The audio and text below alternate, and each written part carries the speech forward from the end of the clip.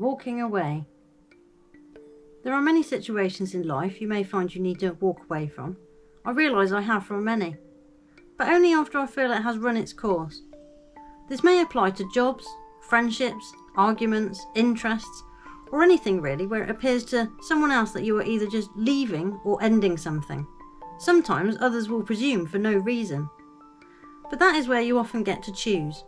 Do you divulge the real reason, the honest and brutal reason, or do you go with being diplomatic and giving a reason that doesn't offend and to a point keeps the peace? That may depend on which type of person you are, or it's something that might change with age. I'm not sure yet. All I know is that as I get older, my tolerance becomes stronger, yet shorter. I can put up with more, but why should I? I have doubts like everyone else, or at least most people.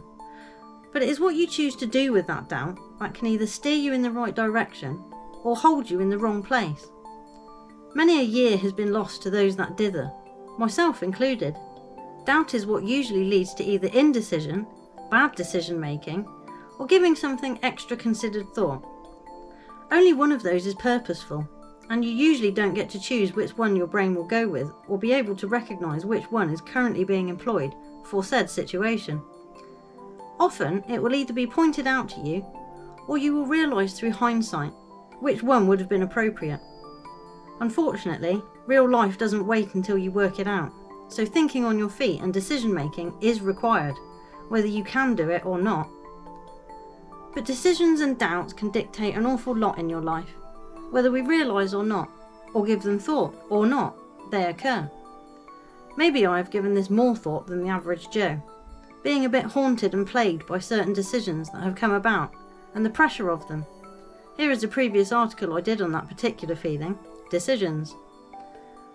So, back to the first line and the question that goes with it. How does one know when something has run its course? To know that, you need to have been paying attention to your own situation, environment, surroundings, and state of mind. Otherwise, how can you possibly come to that conclusion unless there is something to conclude? So a thought process needs to be engaged to think through the situation you find yourself in or have created and are the centre star. Ordinarily, I would say, once you know it's time to leave, just go. But age and experience has taught me different. To know that it is not always as easy as it seems. To some people it is. They see the problem and the solution, and there is no grey area or in between. Great, for them. But for others there is an in-between, and plenty of grey area, because there are consequences and outcomes which some people consider too much perhaps, and it stops them actually going through with things. Or how they believe they will be perceived by others, not wanting to appear a certain way, or to be seen to be doing something. So many lives are halted, interrupted, sidetracked, or just simply wasted by wanting to please others, or by not taking responsibility for their own health, happiness and stability.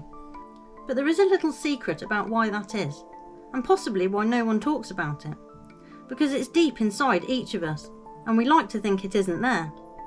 But it is there, and it is us. All the faces and thoughts that make each of us an individual and our own person.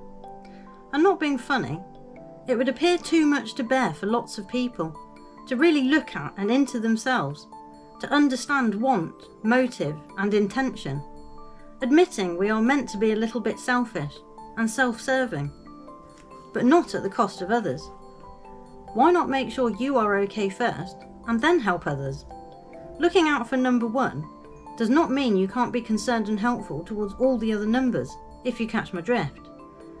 Not all have the capacity, it seems, to understand that though, and others don't want to admit what they are, whatever that is.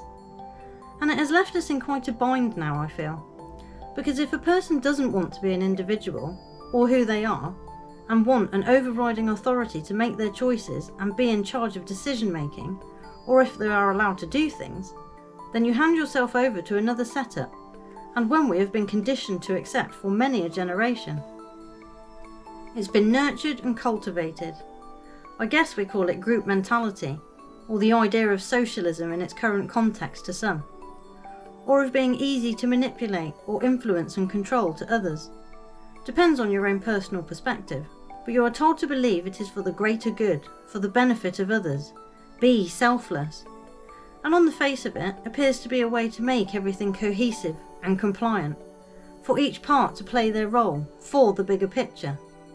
Unfortunately, that ideal completely overlooks the individual, human needs and desires, and needs an awful lot of rules and regulations to make it work. It is not a natural process or state for us to put aside or overlook our own personal safety and security for others on a continuous and daily basis. It has been conditioned and enforced, and does not come naturally. Obviously, otherwise we wouldn't have made it this far. And it surely cannot have escaped people's notice that the ones who decide what is fair and equal do so with it conveniently not applying to them. It really is do as I say, but not as I do.